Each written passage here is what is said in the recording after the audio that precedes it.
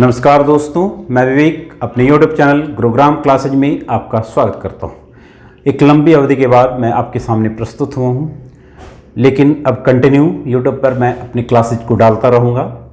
आज का मेरा टॉपिक है वायुमंडल की संरचना। जैसा आप बोर्ड पर देख रहे हैं, वायुमंडल के अलग अलग लेयर है।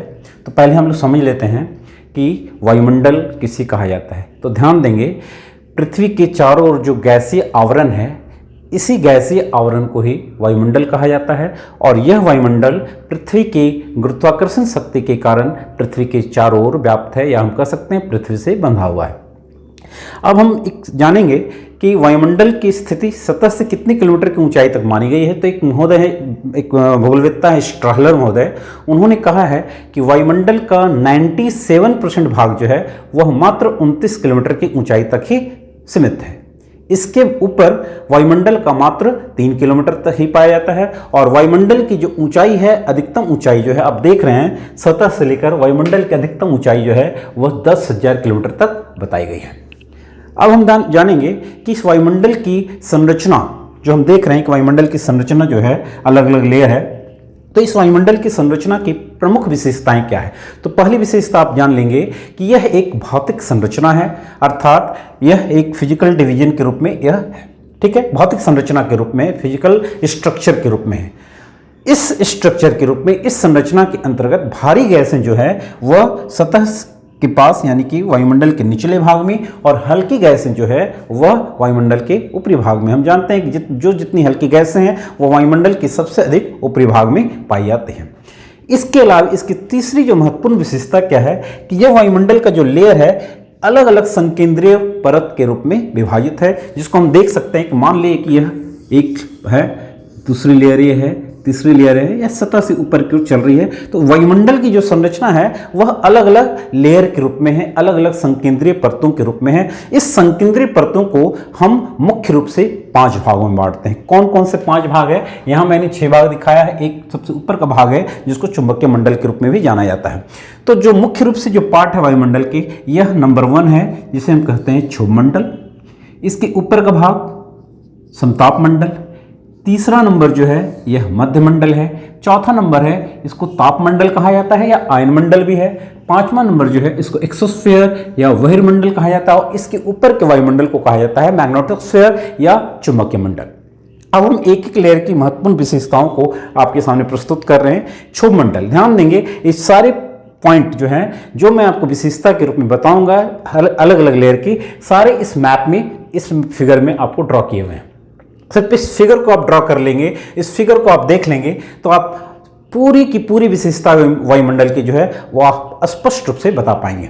तो ध्यान दीजिएगा, क्षोभ मंडल। क्षोभ मंडल जो है यह वायुमंडल की सबसे निचली परत है, जिसे परिवर्तन मंडल के नाम से भी जाना जाता है या घर्षण परत के नाम से भी जाना जाता है। ध्यान दीजिएगा, क्षोभ मंडल को किन किन नामों से जाना जाता है? परिवर्तन मंडल या फिर घर्षण मंडल। परिवर्तन मंडल क्यों कहा जाता है कि वायुमंडल की समस्त मौसमी परिघटनाएं, देखिए ध्यान देंगे, हम यहां लिखे हुए हैं, वायुमंडल की समस्त मौसमी परिघटनाएं इसी मंडल में घटित होती है, इसलिए इसे परिवर्तन मंडल के रूप में भी जाना जाता है। फ्रिक्शन लेयर, घर्षण परत इसलिए कहा जाता है कि ध्यान देंगे कि इस परत की ऊंचाई, इस क्षोभ मंडल की ऊंचाई जो है वह धरातल से 8 से 18 किलोमीटर के बीच में। ठीक है, तो हमारे धरातल पर जो सबसे ऊंचा पॉइंट है वह कौन सा है? माउंट एवरेस्ट, सबसे ऊंचा बिंदु। इसकी ऊंचाई कितनी है? 8,848 मीटर, मतलब मान सकते हैं हम लोग लगभग 8.5 किलोमीटर के आसपास में इसकी ऊंचाई है। और इसकी ऊंचाई कितनी है? मिनिमम 8 से लेकर 18 किलोमीटर। आप कह सकते हैं कि धरातल के सभी उच्चावच जो है यह क्षोभ मंडल से संबंधित है। तो क्षोभ मंडल में जो हवाएं चलती है वह इन उच्चावच को घर्षित करती है, इसलिए इस परत को घर्षण मंडल के नाम से भी जाना गया है। अब इस मंडल के जो खोजकर्ता थे उनका नाम था टिजरेंस डी बोट। क्या नाम था? टिजरेंस डी बोट महोदय। इन्होंने इस परत की खोज की तथा यह बताया कि क्षोभ मंडल की जो ऊंचाई है वह सतह से 8 से 18 किलोमीटर के बीच है। अब 8 से 18 किलोमीटर कहने का मतलब क्या है कि विषुवत रेखा पर इसकी ऊंचाई जो है वह 18 किलोमीटर, देखिए आप फिगर से स्पष्ट हो रहा होगा कि विषुवत रेखा पर इस परत की ऊंचाई अधिक है और दोनों पोल पर इसकी जो ऊंचाई है वह 8 किलोमीटर के आसपास है। मतलब पोल पर इसकी ऊंचाई कम और इक्वेटर पर इसकी ऊंचाई अधिक है। इसका कारण क्या है कि इस परत में संवहनीय क्रियाएं होती जिसके कारण जो है तापमान अधिकतम ऊंचाई तक पहुंचता है। इक्वेटर पर चूंकि तापमान अधिक है तो यहां पर से हवाएं गर्म होकर अधिक ऊपर तक उठती है और ऊपर उठने का जहां तक ये हवाएं पहुंचती है वह क्षोभ मंडल के क्षेत्र के रूप में जाना जाता है। तो चूंकि इस परत में संवहनीय क्रियाएं, इस क्षेत्र में संवहनीय क्रियाएं अधिक होती है, इसलिए इक्वेटर पर इसकी ऊंचाई अधिक और पोल पर कम। आपसे क्वेश्चन पूछा जा सकता है कि क्षोभ मंडल की अधिकतम ऊंचाई जो है वह विषुवत रेखा पर, इसके पीछे कारण क्या है? तो वहां पर होने वाली तीव्र संवहनीय क्रियाएं। क्लियर है?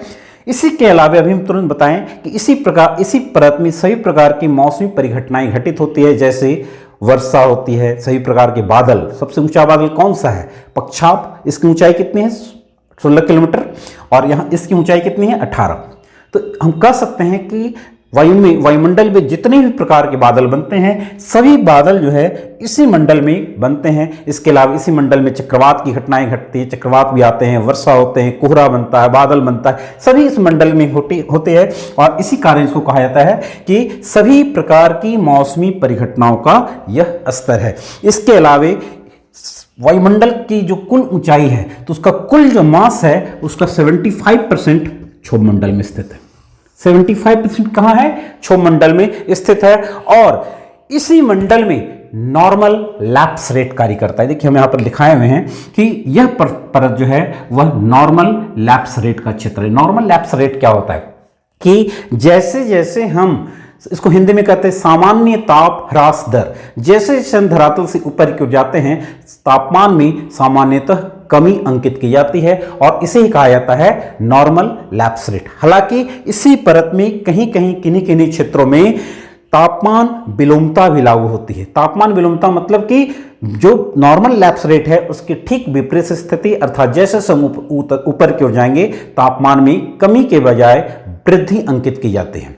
ठीक है, लेकिन यह किन्हीं क्षेत्रों में होता है। सामान्य रूप से यह क्षेत्र नॉर्मल लैप्स रेट का क्षेत्र है और यह नॉर्मल लैप्स क्या होता है? प्रति 165 मीटर की ऊंचाई पर 1 डिग्री सेंटीग्रेड तापमान में कमी, या आप कह सकते हैं कि प्रति 1000 मीटर यानी 1 किलोमीटर की ऊंचाई पर 6.5 डिग्री सेंटीग्रेड 6.5 डिग्री सेंटीग्रेड तापमान में कमी, इसे ही कहा जाता है नॉर्मल लैप्स रेट। क्लियर है?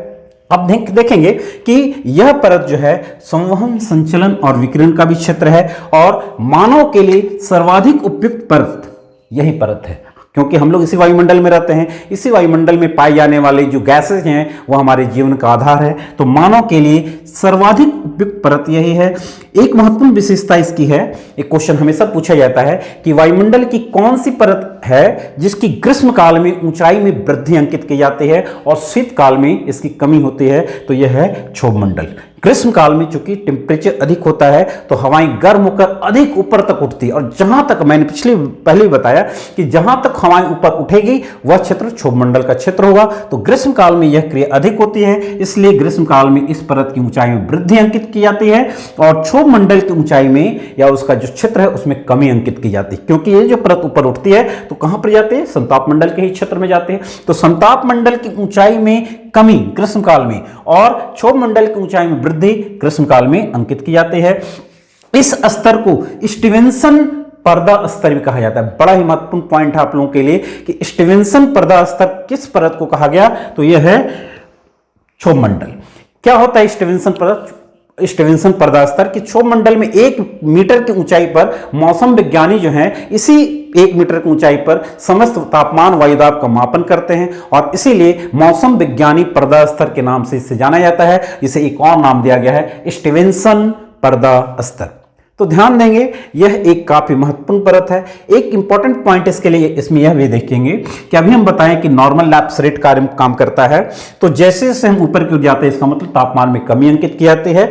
तो 0 डिग्री पर यानी इक्वेटर के क्षेत्र में इसके ऊपरी भाग में तापमान जो होता है वह -80 डिग्री सेंटीग्रेड होता है, जबकि पोल पर यह -45 डिग्री सेंटीग्रेड होता है।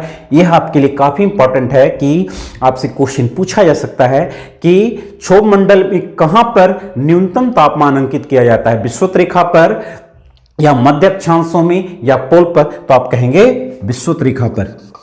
धरातल पर टेम्परेचर कितना है 15 डिग्री सेंटीग्रेड, लेकिन चूंकि यहां पर जो है ऊपर की ऊंचाई काफी अधिक है और प्रति 165 मीटर की ऊंचाई पर 1 डिग्री सेंटीग्रेड तापमान में कमी अंकित की जाती है, इसीलिए क्षोभ मंडल के ऊपरी भाग में जो सबसे कम तापमान होता है वह विषुवत रेखा पर होता है -80 डिग्री, जबकि ध्रुवों पर यह -45 डिग्री। ध्यान देंगे ध्रुवों पर सतह पर ही न्यूनतम तापमान पाया जाता है, जैसे ऊपर उठते हैं वहां पर तापमान में सामान्यतः वृद्धि होती है। ठीक है, तो यह क्षोभ मंडल की जो महत्वपूर्ण विशेषताएं, इसमें एक और महत्वपूर्ण विशेषता है कि क्षोभ मंडल के ऊपरी भाग में काफी तीव्र हवाएं चलती है, जेट विमान की तरह चलती है, और इन्हीं हवाओं को जेट स्ट्रीम के नाम से जाना गया है।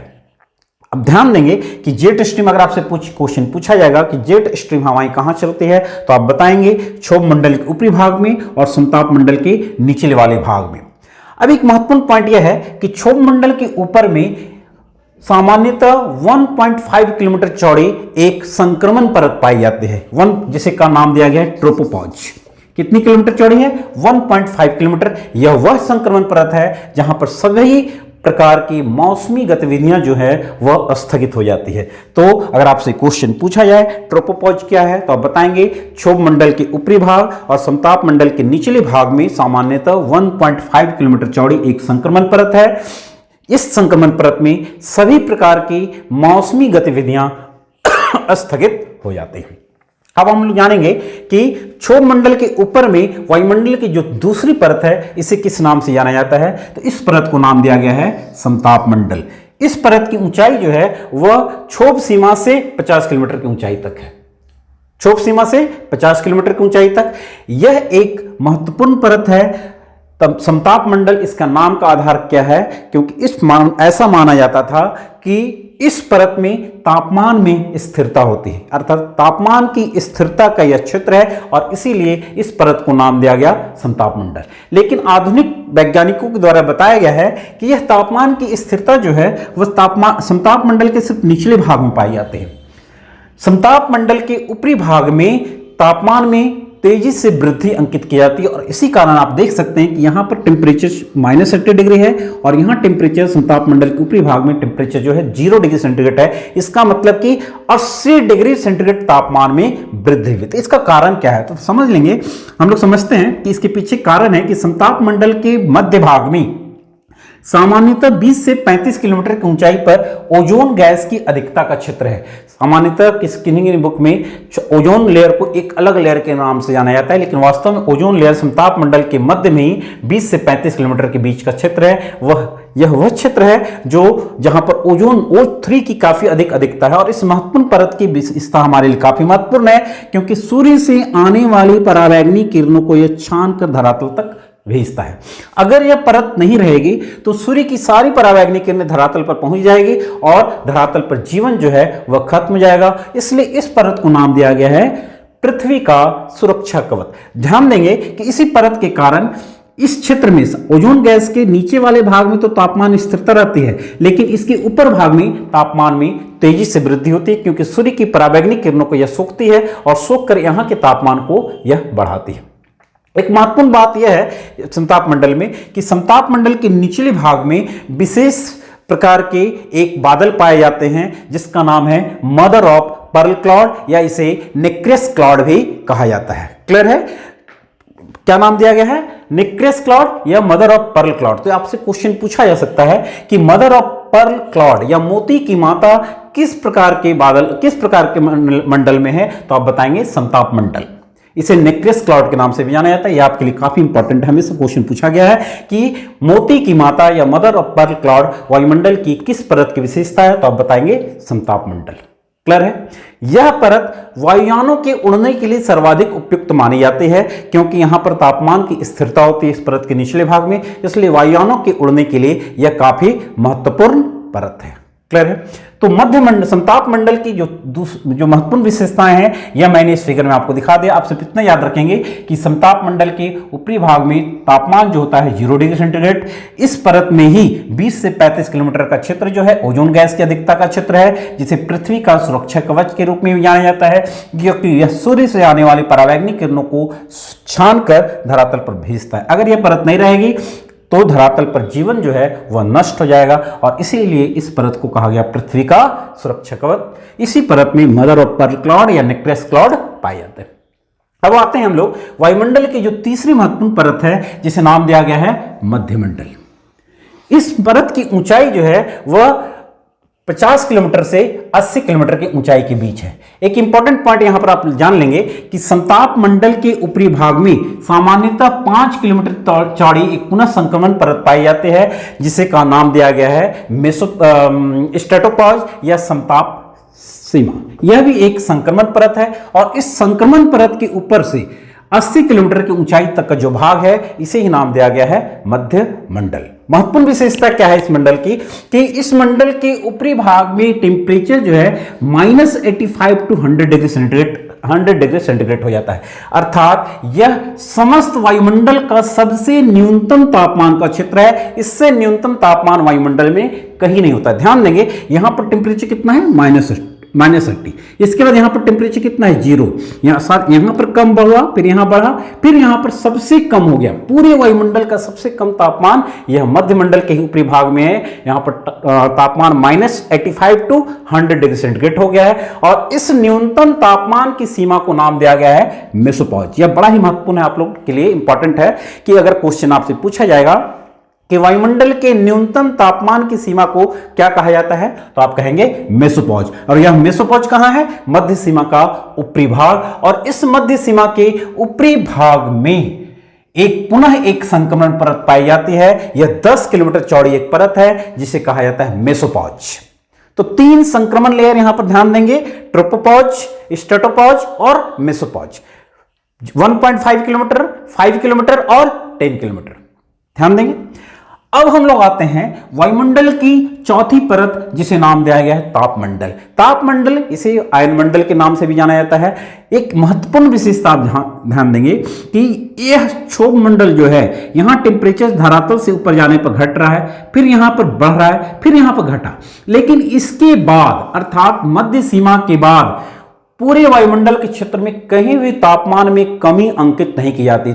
टेम्परेचर कंटिन्यू बढ़ता जाता है। जैसे आप देखेंगे कि इस लेयर के ऊपरी भाग में टेम्परेचर 25 डिग्री सेंटीग्रेड हो गया, इसके ऊपर भाग में 1000 डिग्री सेंटीग्रेड हो गया, और यहां पर 1700 डिग्री सेंटीग्रेड हो गया। अर्थात हम देख रहे हैं कि यहां के बाद तापमान में कहीं भी तापमान में कमी कहीं भी अंकित नहीं की जा रही है, तापमान में वृद्धि हो रही है। इसीलिए इसके बाद के लेयर को तापमंडल के नाम से भी जाना जाता है।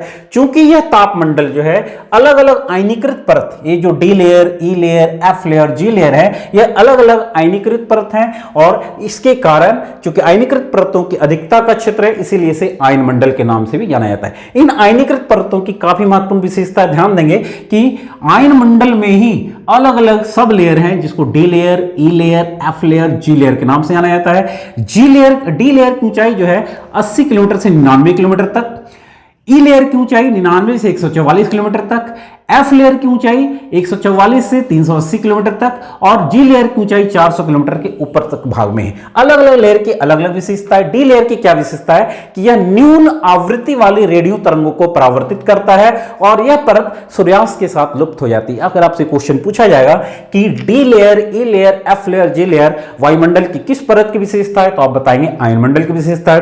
डी लेयर की ऊंचाई कितनी है? डी लेयर की ऊंचाई 80 से 99 किलोमीटर, ई लेयर की ऊंचाई 99 से 144 किलोमीटर, एफ लेयर की ऊंचाई 144 से 380 किलोमीटर, और जी लेयर की ऊंचाई 400 किलोमीटर के ऊपर के क्षेत्र में है। इनमें से डी लेयर जो है यह न्यून आवृत्ति वाली रेडियो तरंगों को परावर्तित करता है। क्वेश्चन आपसे यह भी पूछा जा सकता है कि कौन सी इनमें से डी लेयर, ई लेयर, एफ लेयर और जी लेयर में कौन सी परत जो है वह सूर्यास्त के बाद लुप्त हो जाती है, गायब हो जाती है, तो वह डी लेयर। इसके बाद हम लोग आते हैं ई लेयर में। तो ई लेयर से पुनः एक क्वेश्चन बनता है कि वायुमंडल की किस लेयर को केनली हैविसाइड, देखिए लिखा हुआ है केनली हैविसाइड परत कहा जाता है, तो वह है ई लेयर, और यह मध्यम और उच्च आवृत्ति वाली रेडियो तरंगों को परावर्तित करता है, मध्यम और उच्च आवृत्ति वाली रेडियो तरंगों को परावर्तित करता है। एफ लेयर को एप्लेटेड लेयर के नाम से जाना जाता है, और इसके ऊपर जो जी लेयर है, इस परत की स्थिति, यह एकमात्र लेयर है जिसकी स्थिति जो है दिन और रात दोनों में होती है। तो यह भी आपके लिए इंपॉर्टेंट है कि डी लेयर, ई लेयर, एफ लेयर और जी लेयर में कौन सी परत दिन और रात दोनों में पाई जाती है, तो वह है जी लेयर। एक महत्वपूर्ण पॉइंट क्या है इसके लिए आप समझ जाइए कि तापमान आयन मंडल की जो महत्वपूर्ण विशेषताएं हैं आप समझ लेंगे, आप समझ सकते हैं, फिगर से यह स्पष्ट हो रहा है कि यह तापमान में लगातार वृद्धि का क्षेत्र है, आयनीकृत गैसों की अधिकता का क्षेत्र है, और कई आयनीकृत परतें हैं, डी लेयर, ई लेयर, एफ लेयर और जी लेयर। इन लेयर की महत्वपूर्ण विशेषता क्या है कि ये परतें जो हैं रेडियो तरंगों को पकड़ते, जो धरातल से रेडियो तरंगें जो छोड़ी जाती है उनको यह कैच करती है तथा पुनः पृथ्वी पर वापस भेजती है, और इसी घटना के कारण क्या होता है, धरातल पर सूचना प्रसारण तंत्र काम करता है। अगर यह लेयर आयनीकृत परत नहीं रहेगी तो धरातल पर सूचना प्रसारण तंत्र का विकास संभव नहीं हो पाएगा। इस लेयर से संबंधित एक और महत्वपूर्ण क्वेश्चन पूछा जाता है कि वायुमंडल की किस लेयर में अरोरा पाया जाता है। ध्यान दीजिएगा, अरोरा क्या होता है, सूर्य से आने वाले ब्रह्मांडीय किरणों के कारण ध्रुवों में चमकने वाला रात्रि में प्रकाश को ही अरोरा कहा जाता है। और ये दोनों पोल पर, नॉर्थ पोल, ये देखिए नॉर्थ पोल की स्थिति है, यह नॉर्थ पोल या साउथ पोल, तो इस लेयर के ऊपरी भाग में जो अरोरा पाए जाते हैं, अर्थात नॉर्थ पोल पर जो अरोरा पाए जाते हैं उसको नाम दिया गया अरोरा बोरेलिस। साउथ पोल पर जो अरोरा पाए गए हैं उसका नाम है अरोरा ऑस्ट्रेलिस। आप इसको ध्यान मेमोरी में रखने के लिए कि ऑस्ट्रेलिस कहां पर है, बोरेलिस कहां पर है, तो सिंपल से याद रखेंगे ऑस्ट्रेलिस कि ऑस्ट्रेलिया दक्षिणी गोलार्ध में, तो साउथ पोल के ऊपर जो अरोरा है उसको ऑस्ट्रेलिस के नाम से जाना गया, और एक अरोरा बोरेलिस जो नॉर्थ पोल के ऊपर में। तो अगर आपसे पूछा जाएगा अरोरा क्या है तो आप बताएंगे सूर्य से आने वाले कॉस्मिक रे जो ध्रुवों पर रात्रि में काफी चमकता है, रंग बिरंगे प्रकाश के रूप में चमकता है, इसे ही नाम दिया गया अरोरा। नॉर्थ पोल पर अरोरा बोरेलिस इसको नाम दिया गया, साउथ पोल पर अरोरा ऑस्ट्रेलिस के नाम से जाना गया। तो वायुमंडल की इन चार परतों का काफी महत्वपूर्ण स्थान है। इस परत के ऊपरी भाग में टेम्परेचर कितना है, 25 डिग्री सेंटीग्रेड। इसके ऊपर के वायुमंडल जिसको हम लोग बहिर्मंडल या एक्सोस्फीयर, और ऊपर के भाग को एक चुंबकीय मंडल के नाम से जानते हैं, इस मंडल के बारे में विशेष रूप से भी जानकारी का अभाव है। लेकिन आप देख रहे हैं कि इसके ऊपर के तापमान में कंटिन्यू वृद्धि हो रही है, यहां पर 1000 डिग्री सेंटीग्रेड और यहां पर 1700 डिग्री। लेकिन यह तापमान जो है वह सिर्फ टेम्परेचर के रूप में है, इस तापमान का अनुभव नहीं किया जा सकता क्योंकि यहां पर वायु काफी विरल है, और विरल वायु के कारण इतने अधिक तापमान दिखता तो है लेकिन इसका अनुभव नहीं किया कर पाते हैं लोग। ठीक है, तो इसके ऊपर भाग में तापमान वायु की विरलता के कारण इस तापमान का अनुभव नहीं होता, और वायुमंडल की इन दो परतों के बारे में अभी विशेष जानकारी का अभाव है। इसलिए हमारे लिए एग्जामिनेशन पॉइंट ऑफ व्यू से वायुमंडल की चार परत कौन कौन, क्षोभ मंडल, संताप मंडल, मध्यमंडल और आयन मंडल का विशेष महत्व है। आप इसको बढ़िया से देख लेंगे। जितना भी जानकारी मैंने दिया आपको अभी इस वीडियो में वह सारा का सारा इस फिगर में मैंने इसको डाल दिया है। आप इसको अच्छे तरीके से समझ लें, फिगर को सिर्फ आप समझ लेंगे तो वायुमंडल की संरचना आप स्पष्ट रूप से समझ जाएंगे। ठीक है, ओके, धन्यवाद।